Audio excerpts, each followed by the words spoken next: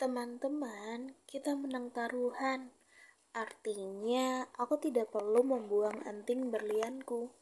Lian merasa sangat senang.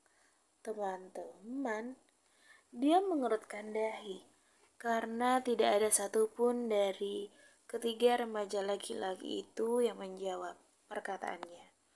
Lian menatap mereka. Ketiganya sedang menatap lurus ke arah Kenzo yang mencoba menenangkan Zeva saat gadis itu berteriak ke arah para calon pasukan khusus agar mereka berhenti bicara. Namun para calon pasukan khusus terus saja menggoda mereka.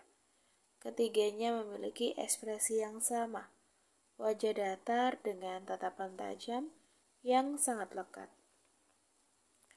Bukankah seharusnya kalian bahagia? Kenapa kalian malah bersikap seperti ini? Tanya Lian. Apa maksudmu? Zafi menatap kekasihnya itu. Kenapa kau menekuk wajah?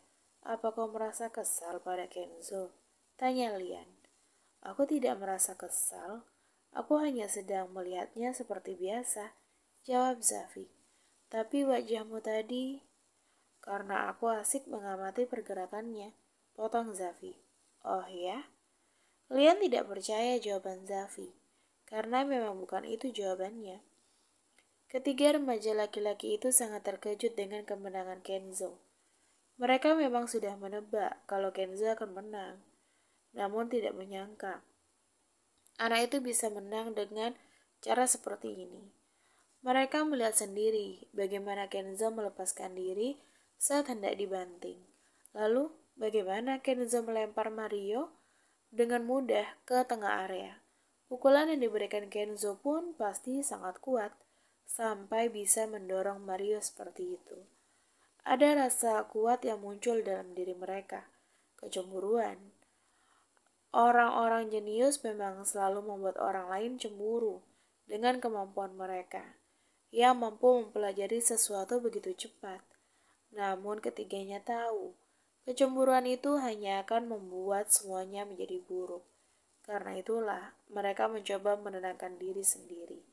Saat ini para orang tua nampaknya mengerti dengan kondisi anak-anak mereka. Putraku, bukankah Kenzo sangat hebat? Tanya Dominic pada Maxim. Iya. Maxim menjawab tanpa emosi. Itu menyebalkan, iya kan? Dia jadi sangat kuat dalam waktu singkat. Padahal kita semua di sini membutuhkan latihan bertahun-tahun. Perkataan Dominic membuat Maxim tersentak. Dominic ingin mengatakan pada putranya kalau bukan hanya Maxim yang menghabiskan waktu bertahun-tahun untuk memperkuat diri. Semua orang juga seperti itu. Orang jenius memang sangat curang, sayang. Gita mengeluh kepada putranya dari belakang. Iya, Ma, Gio mengangguk. Walau begitu, dia memang hebat. Orang jenius tidak akan berhasil kalau dia tidak memiliki semangat dalam dirinya, ujar Patricia. Itu benar, ku dengar dia memiliki semangat yang sangat kuat, balas Cecilia. Semua orang di sini memiliki semangat yang kuat, tapi semangat kita dikalahkan oleh anak itu, ujar Marcelo. Pria itu menoleh ke arah Zafi yang menatapnya dengan lekat. Bisakah aku bertarung dengan Kenzo juga? Tanya Zafi. Kau bertarung dengannya untuk menguji kekuatanmu? Tanya Marcelo. Bukan begitu, aku hanya penasaran bagaimana rasanya bertarung dengan seorang jenius. Jawab Zafi. Anak itu sudah berhasil menenangkan dirinya dari api kecemburuan. Saat ini dia hanya ingin bertarung.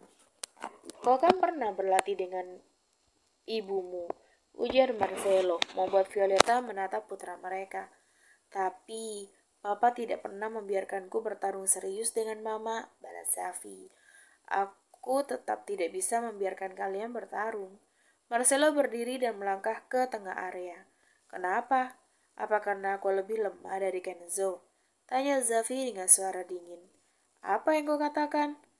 Violeta marah, membuat Zafi terkejut. Lebih lemah apanya? Ayahmu melarangmu melakukan itu karena kau sangat kuat. Zafi, Kenzo memang orang jenius, tapi kemampuannya masih jauh dibandingkan dirimu. Jelas Violeta. Ibumu mengatakan hal yang benar, Zafi. Cecilia menimpali. Zafi menoleh ke belakang, menatap paman dan bibinya yang setuju dengan perkataan Violeta. Daripada kau mencoba bertarung dengan Kenzo, bagaimana jika kau satu lawan satu denganku? Tantang Maxim. Denganmu? Zafi menatap Maxim dengan senyuman kecil. Apa? Kenapa kau memberikanku tatapan seperti itu? Kau tidak percaya padaku ya? Maxim cemberut. Habisnya, setiap kali kita melakukan pemanasan, kau selalu kalah. Zafi tertawa. Itu karena aku menahan diri. Kesal Maxim. Masa sih? Bukannya kau memang lemah, ejek Zafi. Kau benar, Zafi. Bocah ini memang lemah, balas Dominic. Papa ah. Maxim langsung berakhir ngambek. Dominic sebagai ayah yang baik terus menggoda anaknya itu. Cecilia hanya diam dengan senyuman kecil di wajahnya. Meski semua orang menganggap perkataan Maxim sebagai candaan karena nada bicara anak itu. Dia tahu putranya tidak sedang bercanda. Selama liburan bolos sekolah 1 minggu yang mereka ambil dengan alasan kecelakaan, Cecilia terus menemui Maxim diam-diam.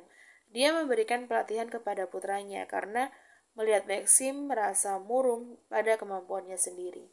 Bagaimana denganmu, Gio? Apa kau juga ingin bertarung? Tanya kita. Aku bukan anak kecil lagi, aku sudah dewasa. Pertarungan seperti ini hanya akan membuang waktuku. Jawab Gio dengan dingin. Hei, apa maksudmu? Maxim dan Zafi tersinggung. Namun mereka langsung diam saat paman mereka, Matteo, menatap mereka dengan wajah datarnya. Putraku, sebenarnya tidak masalah kalau kau ingin berkelahi sesekali, asalkan tidak keterusan menonjok, ujar kita. Aku setuju dengan ibumu, Gio. Sesekali kau harus bersikap agresif, balas Lee. Aku tahu kau dan ayahmu memiliki sifat yang sama, yaitu sama-sama tidak mau ribet. Tapi ada kalanya kau harus mencari pengalaman, ucap Patricia. Bagaimana jika kau mencoba bertarung denganku? Tanya Cecilia. Apa mama sudah gila? Mama mau membunuh Gio diam-diam ya? Mama punya dendam pada Gio. Iya. Maxim menatap ibunya dengan wajah polos. Bocah ini, apa yang sudah kau katakan? Cecilia menarik pipi putranya. Habisnya, Mama mengatakan hal yang tidak masuk akal, bicara Maxim. Apanya yang tidak masuk akal? Ini hanya pertarungan biasa, balas Cecilia. Gio, bagaimana menurutmu? Cecilia menanyakan pendapat Gio, namun anak itu tidak menjawab. Gio, ada apa? Gita menepuk bahu Gio. Semua orang jadi menoleh ke arahnya. Saat ini, Gio sedang melipat kedua tangan di depan dada dan membungkuk dengan kepala menunduk, sehingga wajahnya tidak bisa dilihat dengan jelas. Maxim memeriksa anak itu. Seharusnya aku sudah tahu. Maxim berwajah datar saat melihat Gio telah tertidur. Apa dia tidur lagi? Kita bergerak ke sebelah putranya. Dia memeriksa anak itu. Dia tidur? Tanya Matteo. Iya, jawab kita. Dia sering sekali ketiduran akhir-akhir ini, ujar Maxim. Itu hal normal, balas kita. Hal normal? Maxim tidak mengerti. Kau tidak tahu? Jadi Gio tidak memberitahumu ya? Tanya Gita. Dia tidak memberitahu apa-apa soal ini, jawab Maxim. Sementara Maxim kebingungan di sana. Marcelo mendekati Mario yang sedang duduk. Kuharap kau puas dengan hasil pertandingannya, ujar Marcelo. Saya sangat puas, Tuan Aguero, balas Mario. Kau tidak akan meminta pertandingan ulang kan? Tanya Marcelo. Sebenarnya saya sangat menyukai pertandingan yang menyenangkan dengan lawan yang hebat. Mungkin suatu hari nanti saya akan kembali mengajukan pertandingan seperti ini, ujar Mario. Maka kau harus bersiap untuk kalah sekali lagi. Marcelo tersenyum. Kita tidak akan tahu sebelum melihatnya, Tuan Aguero. Mario tersenyum kecil. Saya akan kembali sekarang. Mario berdiri. Kau tidak akan ikut sarapan? Tanya Marcelo. Tidak perlu. Saya ingat, saya memiliki urusan penting sekarang, balas Mario. Tunggu sebentar, Tuan Muda Sandy. Zeva mendekat dengan Kenzo di belakangnya. Bisakah kita bicara sebentar? Tanya Zeva. Tentu saja, Nona. Saya ingin bicara berdua saja. Setelah Zeva berkata seperti itu, Semua orang di sekitar langsung menjauhi mereka, termasuk Kenzo yang sudah mengerti situasinya. Apa yang ingin kau katakan? Tanya Mario. Aku ingin berterima kasih karena kau sudah memberikan pengalaman baru untuk kekasihku, ucap Zeva. Itu hanya hal kecil, pengalaman baru apanya? Mario tersenyum miring. Setiap pertarungan yang dialami oleh Kenzo akan menjadi pengalaman untuknya, jelas Zeva. Kalau begitu aku juga mau berterima kasih, karena pacarmu sudah memberikan pengalaman baru padaku. Dan jujur aja, ini adalah kali pertama aku kalah dalam pertarungan persahabatan. Aku merasa sangat malu karena sudah meremehkannya, tapi di sisi lain, aku merasa puas karena mendapatkan lawan yang kuat. Biasanya tidak ada orang yang mudah lepas dari teknik membanting milikku. Mario tertawa kecil. Teknik yang kau tunjukkan tadi memang sangat hebat. Kau dapat menarik seseorang dan membantingnya kurang dari 2 detik. Seperti yang kuduga, kau memang kuat, ucap Zeva. Apa ada maksud lain di sini? Tanya Mario. Iya, aku yakin kau sudah menangkap perkataanku. Kau ini sangat kuat untuk ukuran anak muda seusiamu. Kau juga memiliki banyak potensi untuk berkembang. Kau bahkan memiliki kemampuan untuk membesarkan sebuah perusahaan dengan baik. Orang sepertimu tidak pantas berada di bawah orang lain, jelas Zeva. Berada di bawah orang lain? Mario terdiam. Kau bilang kau ingin menjadi calon menantu keluarga Aguero untuk mendapatkan kekuasaan yang lebih besar.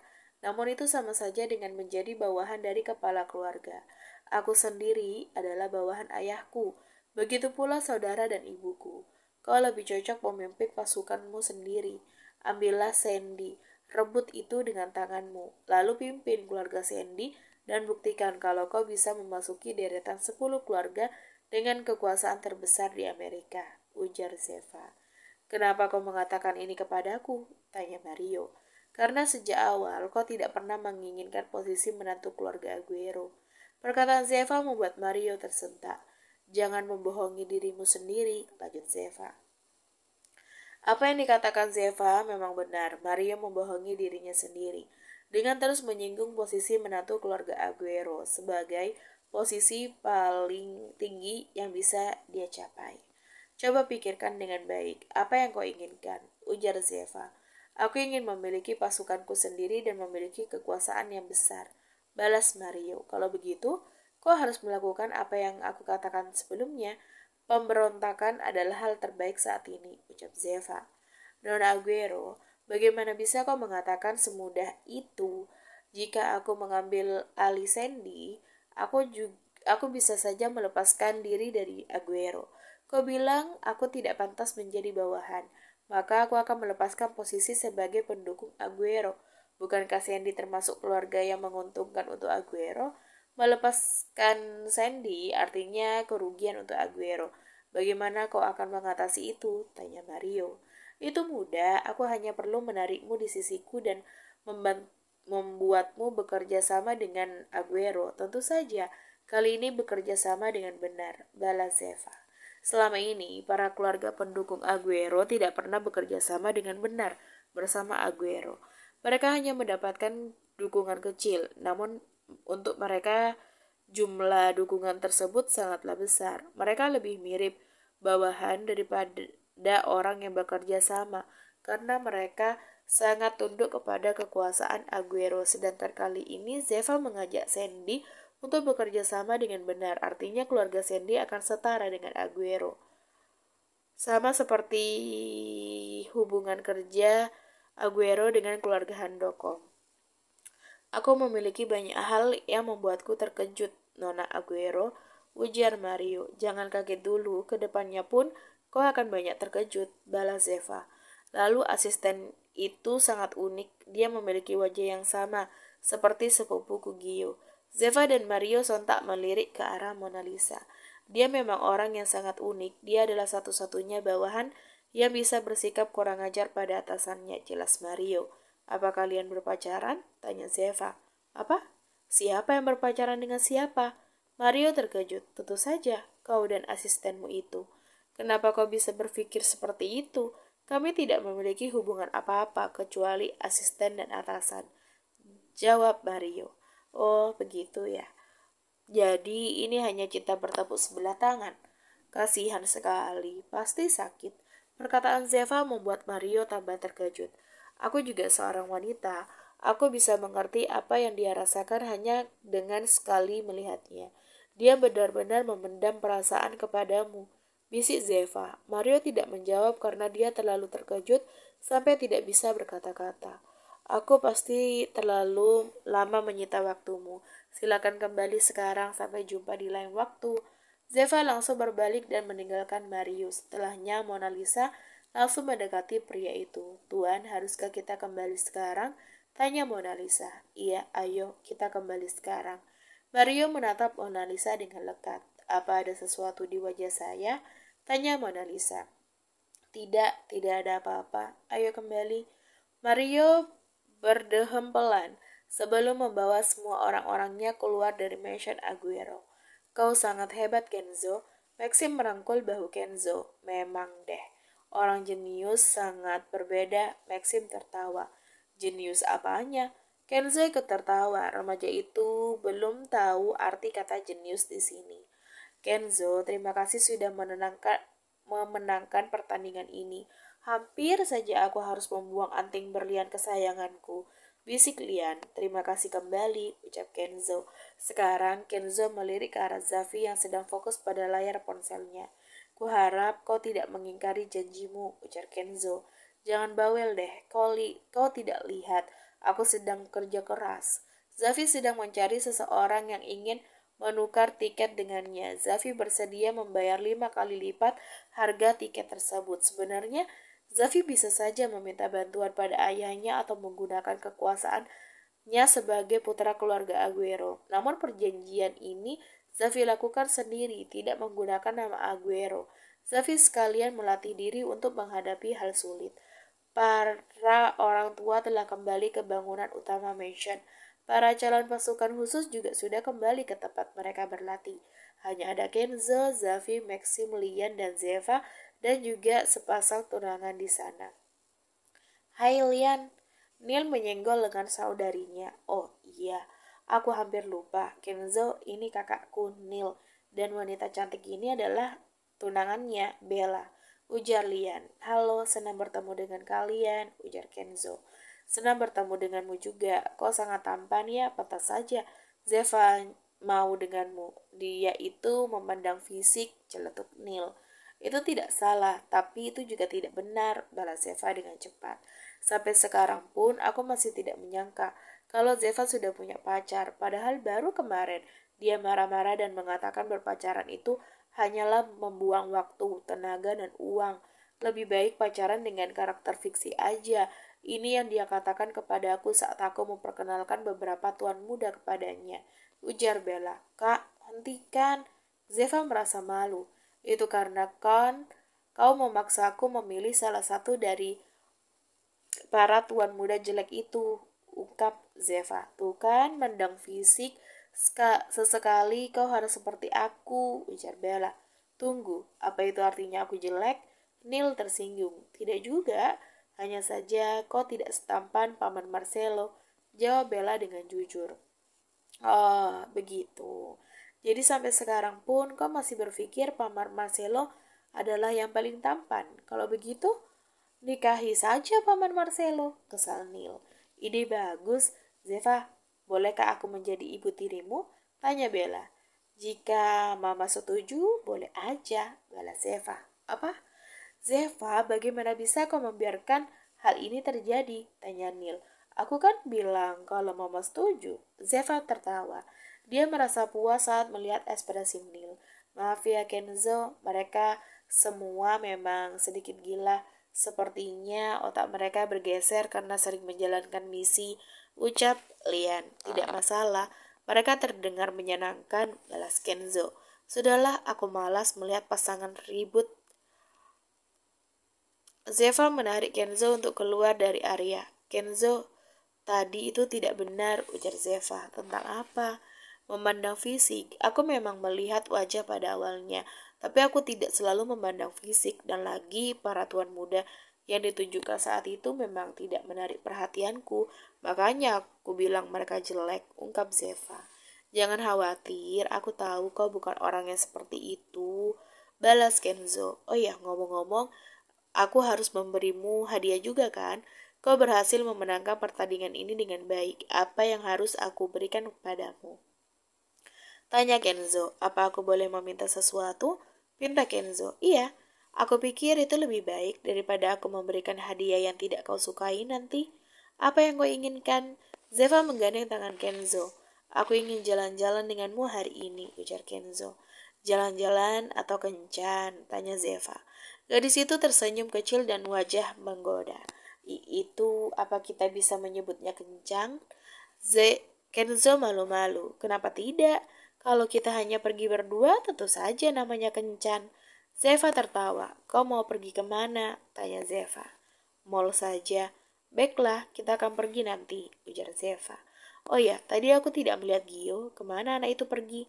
Apa dia sudah pergi duluan? Tanya Zeva. Tadi aku melihat dia digendong ayahnya. Sepertinya dia tidur. Jawab Kenzo. Tidur lagi. Sepertinya dia kebanyakan ketiduran akhir-akhir ini. Zeva merasa aneh. Tadi aku bilang ingin menemui Kenzo, tapi Maxim menyuruhku melakukan nanti saja. Saat dia sudah bangun, dia bilang dia memiliki hal penting untuk dikatakan. Ujar Kenzo, hal penting. Zeva langsung berpikir, kau baik-baik aja? Tanya Kenzo. Tidak, sepertinya akhir-akhir ini aku terlalu mengabaikan kondisi Gio. Lirih Zeva. Dia sering ketiduran, padahal dulu dia tidak seperti itu. Dia memang orangnya mageran dan males melakukan sesuatu yang ribet, tapi dia bukan tipe orang yang suka tidur terus-menerus. Zeva menoleh ke belakang saat mendengar suara langkah kaki berlari. Itu adalah Maxim, Lian, dan Zafi. Bibi kita bilang Gio sudah bangun, ujar Maxim. Mereka semua langsung pergi ke kamar Gio. Mereka membuka pintu dengan tidak sabaran, membuat Gio yang berada di dalam kamar sampai terkejut. Apa-apaan kalian ini? Apa kalian berniat menyerangku? Tanya Gio. Dia terdengar marah, walau masih dengan wajah datar khas miliknya. Apa kau baik-baik saja? Semuanya langsung mendekati Gio. Mereka mengerumuni tempat tidur, di mana Gio sedang duduk sambil memainkan game. Apa maksud kalian? Memangnya aku kenapa? Kedua mata Gio fokus pada game. Mereka saling menatap satu sama lain. Kemudian mereka sadar hanya ada Gio di ruangan ini. Di mana orang tuamu? Tanya Lian. Saat aku bangun hanya ada mama di sini. Dia juga sudah pergi. Dia bilang ada urusan. Saat itulah Gio sadar apa yang telah terjadi. Ibunya tidak memiliki urusan, namun kita sengaja keluar dari kamar sehingga hanya ada Gio di sana. Apa ibuku mengatakan sesuatu kepada kalian? Tanya Gio. Bibi kita bilang kau akan menjelaskan hal yang penting, jawab Maxim. Apa ini berkaitan dengan waktu tidurmu yang datang terus-menerus? Tanya Lian. Aku juga penasaran dengan itu. Kenapa kau terus ketiduran akhir-akhir ini? Itu hanya tidur sebentar, tapi kau melakukannya terus-menerus. Aku pikir kau juga tidak menginginkan hal ini, seakan tubuhmu bergerak sendiri, ujar Zafi. Gio, tolong katakan yang sebenarnya. Kami merasa khawatir kepadamu, pinta Zeva. Melihat semua orang memasang wajah memelas, Gio menghela nafas. Tidak ada yang terjadi, ujar Gio. Lalu, bagaimana kau akan menjelaskan tentang tidurmu itu? Potong Maxim. Dengarkan aku dulu, bodoh. Gio menjitak kepala Maxim. Aku tidak sengaja meminum racun tidur, ujar Gio. Apa? Semua orang terkejut.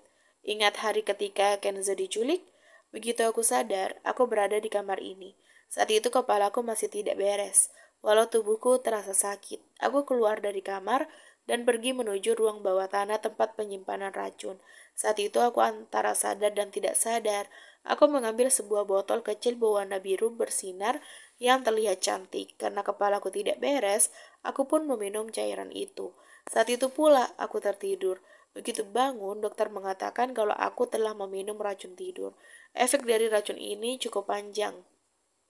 Racun ini membuat orang yang mengkonsumsinya tertidur pada waktu-waktu tertentu selama 10-20 menit. Ini juga mempengaruhi waktu tidurku di malam hari. Aku jadi sering tidak bisa tidur dan menunggu racunnya bereaksi, jelas Gio. Mendengar itu semua orang terdiam. Kenapa kalian malah diam? Bukannya ini jawaban yang kalian inginkan? Tanya Gio. Aku hanya tidak menyangka itu jawabannya, ujar Lian. Iya, aku malah berpikir kau diracuni orang, balas Zeva. Artinya, kau jadi sedikit gila sekarang. Maxim tertawa, kemudian dia mendapatkan pukulan di kepalanya dari Lian. Aku dengar kalian semua sudah mendapatkan pelatihan racun, sehingga tubuh kalian tidak mudah dikendalikan oleh racun. Ujar Kenzo. Iya, itu memang benar. Zafi kembali menatap Gio. Paman Marcelo datang dan bicara padaku kalau efek dari racun ini memang sangat luar biasa karena aku sudah melatih tubuhku agar tidak lemah pada racun. Aku hanya tertidur sebentar. Paman bilang orang yang tidak memiliki tubuh sepertiku bisa tertidur berhari-hari sampai berminggu-minggu. Jawab Kyo. Itu pasti racun yang sangat hebat, celetuk Maxim. Paman Marcelo bilang kalau dia membelinya seharga $1 juta di pelelangan. Mendengar perkataan Gio, semua orang kembali terdiam sementara Kenzo tidak bisa menyembunyikan keterkejutannya. Sepupuku ini benar-benar meneguk racun seharga $1 juta. Apa Paman Marcelo tidak marah kepadamu? Tanya Maxim. Dia marah, tapi dia menahan diri. Gio ingat hari itu, bagaimana urat-urat kemarahan muncul di wajah Marcelo. Namun dia tidak mengeluarkan kata-kata kasar atau kalimat-kalimat yang menyakiti hati Gio. Marcelo marah bukan karena uangnya, tapi karena racun itu sulit didapatkan dan diproduksinya benar-benar sedikit. Tapi apa tidak ada penawarnya? Apa kau sudah bertanya pada ayahku? Tanya Lian. Sudah, ayahmulah yang membuat racun ini, jawab Gio. Papa yang membuatnya, kenapa dia selalu saja membuat hal-hal gila? Tunggu, kalau ayahku memang membuatnya, seharusnya dia juga punya penawarnya kan? Pikir Lian. Aku setuju padamu. Rasanya aneh kalau kita menciptakan sesuatu tapi tidak tahu cara menghentikannya. Balas Maxim. Paman Li bilang tidak ada penawarnya karena dia ingin bereksperimen membuat sesuatu yang tidak dapat dikalahkan oleh penawar manapun. Saat dia tahu aku meneguk racun itu, dia sangat panik. Dia memberiku beberapa penawar sejak terakhir kali, namun tidak ada yang berhasil, jelas Kyo. Pantas aja Papa jadi sedikit lebih gila dari biasanya. Rupanya dia sedang berusaha membuat penawar untukmu, ujar Lian. Padahal aku tidak pernah memaksa Paman untuk melakukannya, balas Gio. Itu benar, padahal ini salahnya Gio sendiri. Kenapa Paman Li sampai berusaha keras? Maxim menimpali. Maxim Dominicel Toretto, bagaimana jika kita bertarung setelah aku keluar dari kondisi ini? Tanya Gio dengan nada dingin. Memang itu yang aku inginkan. Maxim senang karena dia bisa memancing Gio. Sampai kapan racun ini akan bereaksi? Tanya Kenzo. Paman Li bilang sih sekitar 1 tahun. Jawab Gio. Jadi selama 1 tahun ke depan kau akan terus seperti ini? Zeva menghela nafas. Tidak usah sedih, sebenarnya aku cukup menikmati ini, ujar Gio. Tidak perlu mencoba menghibur kami, balas Zeva. Bagaimana Gio bisa menikmati ini kalau setiap malamnya tidurnya terganggu? Seseorang membuka pintu dengan kuat, lebih kuat daripada saat mereka berlima masuk ke dalam. Dia adalah ayah Lian, Li Handoko. Pria itu terlihat sangat bersemangat walau dia sedikit berantakan dengan penuh keringat. Li berjalan mendekat membawa sebuah kotak di tangannya. Tidak sia-sia aku membangun laboratorium darurat di tempat ini dan memindahkan bahan-bahan penting.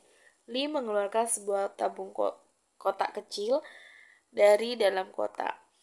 Terlihat sebuah cairan berwarna hijau di dalam sana. Itu apa? Tanya Lian. Penawar racunnya? Jawab Li. Kali ini apa sungguhan? Tanya Gio. Dia terlihat sudah pasrah kalau kali ini hasilnya sama seperti terakhir kali. Tentu saja aku bersungguh-sungguh, ini tidak akan gagal lagi. Kali ini aku berjanji. Li menyerahkan tabung pada Gio. Remaja itu menatap tabung itu dengan ragu. Dia melirik sekitar menatap kawan-kawannya yang penasaran. Ayo Gio, minum aja. Aku yakin ayahku mengatakan hal yang benar, ujar Lian. Gio membuka tutup kemudian meneguk habis cairan tersebut. Remaja itu sempat mengerutkan dahi setelah cairan mengalir di tenggorokannya. Bagaimana rasanya? Tanya Kenzo yang penasaran. Rasanya seperti acar busuk, Jawab Gio membuat semua orang ikut mengerutkan dahi sambil membayangkan bagaimana rasa acar busuk. Apa Papa tidak bisa menciptakan ramuan dengan rasa yang enak gitu? Tanya Lian. Kau pikir ramuan itu minuman yang bisa dicampurkan perisa? Li berdecak dengan pertanyaan aneh putrinya. Tiba-tiba Gio memejamkan mata dan tertidur. Kepala remaja itu hampir menabrak kepala ranjang. Kalau saja Maxim tidak menahannya. Kenapa dia tertidur lagi? Tanya Maxim. Itu memang efeknya. Sekarang dia akan tidur dalam beberapa jam. Setelah itu dia akan sembuh, jawab Lee. Tapi ini sungguh ramuannya kan?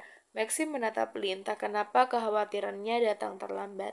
Tentu saja, aku yakin ini ramuannya. Lee mengendus tabung yang sudah kosong. Dia tiba-tiba terdiam. Ada apa, Paman? Tanya Zeva. Aku salah memberikan ramuan. Ini adalah ramuan untuk tidur abadi. Gio akan terus tidur sampai dia kehilangan nyawanya. Dia tidak akan bisa dibangunkan karena ramuan ini tidak ada penawarnya. Ekspresi Lee sangat tegang. Hal itu membuat yang lain juga ikut tegang. Pa, hentikan itu. Lian menatap ayahnya dengan wajah datar. Hahaha, aku hanya bercanda semuanya. Kenapa kalian serius sekali? Mana mungkin aku salah memberikan ramuan. Tentu aja ini memang ramuannya. Jelas, Lee. Tolong jangan bercanda seperti itu. Ini tidak lucu. Mereka menatap Lee dengan datar. Santai-santai. Tidak akan terjadi apa-apa kok. Lee masih tertawa, tiba-tiba dia merasakan sesuatu di punggungnya. Lee menoleh ke belakang. Di sana dia menemukan Matteo, ayah Gio, sedang berdiri menatapnya dengan wajah datar yang menakutkan. Halo, Matt. Apa kabar? Lee langsung tersenyum takut. Dilihatnya pria itu sedang mengepalkan kedua tangan. Apa kau baru saja bercanda tentang kondisi putraku? Tanya Matteo dengan suara dingin. Tidak, bukan begitu. Lee tersentak saat Matteo menarik kerak kemejanya. Dengarkan aku dulu. Aku hanya bercanda, ujar Lee. Aku juga hanya bercanda. Matteo sudah menyiapkan satu kepalan tangan untuk melayangkan tinju. Lee menatap anak-anak yang melangkah ke pintu keluar. Lian, tolong aku. Lee berteriak ke arah putrinya yang berada di urutan paling belakang. Lia menoleh sebentar. Ia menunjukkan wajah permusuhan yang kuat sebelum keluar dari kamar dan menutup pintu. Sial. Lee tersenyum pasrah.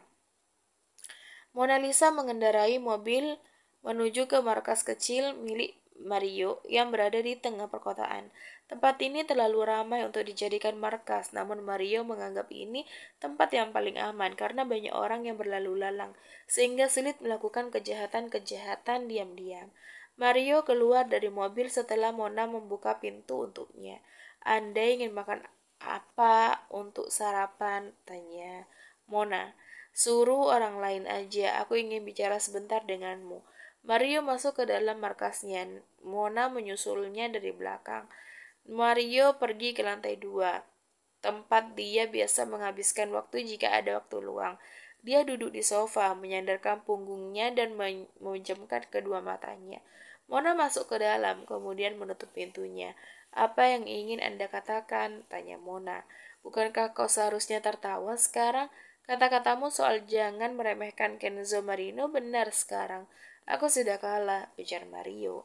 Kata-kata saya memang benar, tapi bukan berarti saya harus tertawa. Lagi pula, tertawa di saat seperti ini terdengar terlalu kejam. Jawab Mona, bahkan orang sepertimu pun tahu artinya kejam. Mario tersenyum. Selamat atas kekalahan Anda, ucap Mona Lisa. Dasar kau ini. Mario pun tertawa. Kenapa Anda tidak merasa sedih atau marah sedikit pun? Tanya Mona. Karena aku merasa sangat puas dengan pertarungan ini. Aku tidak pernah mendapatkan lawan seperti dia sebelumnya. Apa kau tahu bagaimana perasaanku? Dadaku berdetak lebih kencang, tubuhku panas, aku sangat bersemangat, ujar Mario. Lalu kenapa Anda menyerah? Tanya Mona. Karena aku tahu aku tidak akan bisa menang. Lagi pula, aku tidak bisa menghabiskan seluruh tenagaku untuk menghadapinya. Ayah juga bisa curiga kalau aku ketahuan memiliki banyak bekas luka. Balas Mario. Pria itu menatap Mona yang tidak lagi membalas perkataannya. Wanita itu menatapnya dengan wajah datar dan kedua matanya yang masih sama. Bagaimana bisa wajah seperti itu menyimpan perasaan pada seseorang? Dan orang itu adalah aku. Sungguh, hal yang bodoh. Itu tidak mungkin terjadi. Bisa saja. Zeva hanya mengada-ngada dia tidak mungkin menyukai atasan yang tidak dihormati. Batin Mario.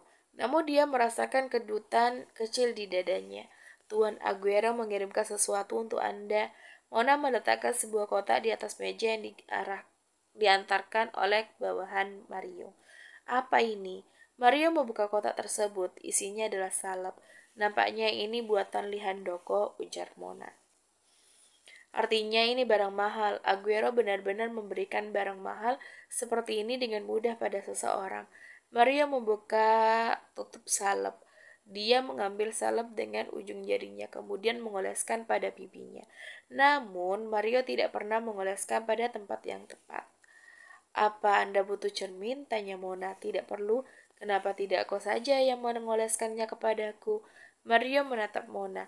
Bukannya Anda tidak suka kalau saya melakukannya? Tanya Mona. Aku memberi perintah saat ini. Mona langsung mendekat. Dia mengambil salep dengan ujung jarinya, kemudian mengoleskannya pada bagian wajah-wajah yang terluka. Saat itulah Mario bisa melihat wajah Mona dari jarak yang dekat. Dia memang sangat cantik, bahkan tanpa tersenyum seperti itu pun masih sangat cantik. Ini aneh, padahal ada wanita secantik ini di dekatku.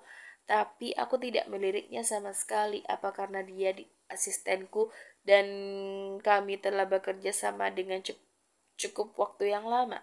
Batin Mario.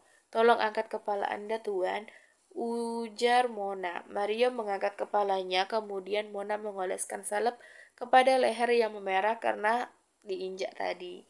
Ini itu geli, ujar Mario. Anda harus menahannya sebentar, jawab Mona. Wanita itu juga mengoleskan salep di beberapa bagian tubuh Mario yang terluka. Saat itu pun Mario sama sekali tidak mengalihkan pandangannya dari Mona. Tidak ada yang aneh.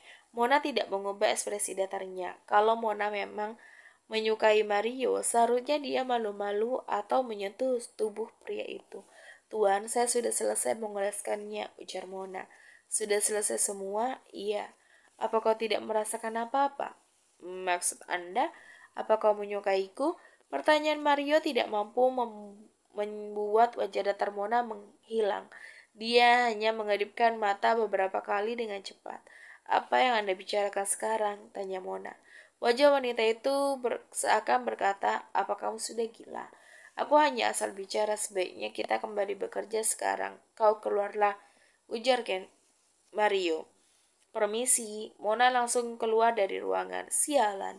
Mario merasa sangat malu. Aku ditipu mentah-mentah. Wajah Mario memerah padam. Dia harus menghindari wajah Mona selama beberapa saat. Aku mendapatkannya. Zafi menunjukkan 6 buah tiket online memasuki dunia cahaya yang berhasil dia dapatkan pada Kenzo. Itu hebat sekali. Berapa kau mengeluarkan uang? Tanya Kenzo. 10 kali lipat dari harga aslinya, jawab Zafi.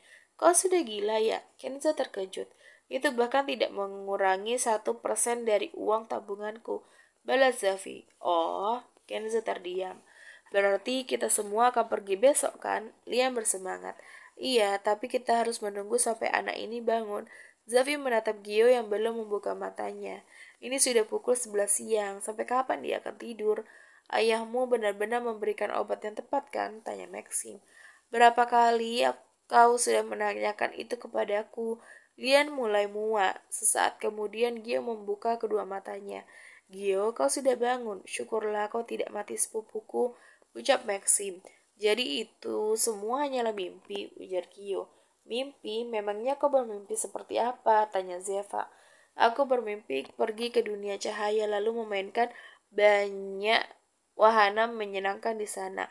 Ternyata semua itu hanya angan-anganku saja. Bangunkan aku begitu aku mendapatkan tiketnya. Gio kembali menutup kedua matanya. Gio, bangunlah. Zafi sudah mendapatkan tiket untuk kita, ujar Lian. Benarkah? Gio kembali membuka mata. Zafi telah meletakkan layar ponsel di depan wajah Gio, sehingga anak itu bisa melihat total 6 tiket yang dimiliki oleh Zafi. Baiklah, kerja bagus, ujar Gio. Apa hanya itu yang ingin kau katakan? Zafi membuat wajah datar. Zeva, Kenzo menarik tangan Zeva, dia memainkan jari-jari kekasihnya.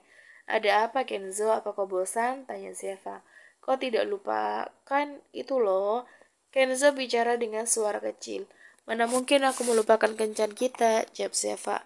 Kalian akan pergi berkencan? Tanya Lian. Iya, kami akan pergi sekarang, jawab Zeva. Kupikir itu sulit, ujar Zafi. Apa maksudmu? Zeva tidak mengerti. Papa bilang dia akan membuat kita latihan bersama pukul 1 siang nanti. Jelas Zafi. Apa? Bukannya Kenzo sudah menunjukkan hasil kerja kerasnya? Kenapa dia harus latihan lagi hari ini? Ujar Zeva. Bukan hanya Kenzo, tapi kita dan kau, Zeva. Perkataan Zafi membuat Zeva cemberut. Ya benar aja, tapi aku tidak mau Aku mau kabur aja, ujar Zeva. Kalau begitu kau harus melakukannya dengan cepat sebelum papa kembali. Balas Zafi. Tumben kau mendukungku. Biasanya kau mencibir tuh. Sindir Zeva. Saat ini suasana hatiku sedang baik. Sebaiknya kau cepat pergi sekarang, ujar Zafi sekali lagi. Baiklah, kami akan pergi. Kalian tutup mulut ya. Zeva menarik tangan Kenzo, mereka berjalan ke pintu keluar. Namun saat Zeva membuka pintu, dia menemukan Marcelo ada di depan sana. Wah! Zeva berteriak kaget. Ayahnya sudah seperti hantu yang muncul tiba-tiba di film horor. Kalian mau kemana? Tanya Marcelo. Itu kami... Kalian tidak berencana pergi kemana-mana kan? Aku akan mengajari kalian sesuatu hari ini. Ujar Marcelo. Apa Kenzo tidak boleh istirahat dulu? Tanya Zeva. Aku akan mengizinkannya istirahat untuk hari ini aja. Tapi kau akan tetap latihan bersama. Kita akan melakukannya saat ini juga, jawab Marcelo. Kalau begitu aku harus pergi bersiap ke kamarku. Tunggu sebentar ya, Pak. Zeva menarik tangan Kenzo dan membawa remaja itu keluar dari kamar Gio. Zevania Marietta Aguero. Zeva berhenti melangkah saat Marcelo memanggil namanya. Kau tidak berpikir untuk kabur kan? Tanya Marcelo. Sial, ayo lari. Zeva menarik tangan Kenzo dan membawa remaja itu untuk kabur. Zeva, kenapa kita sampai berlari seperti ini? Tanya Kenzo. Kau akan mengerti nanti, jawab Zeva. Kenzo menoleh ke belakang. Dia terkejut saat para pengawal yang tadinya bersama dengan Marcelo kini sedang mengajar mereka. Kau tahu kenapa orang tuaku menyebutku anak nakal? Tanya Zeva. Karena sering bolos jam pelajaran.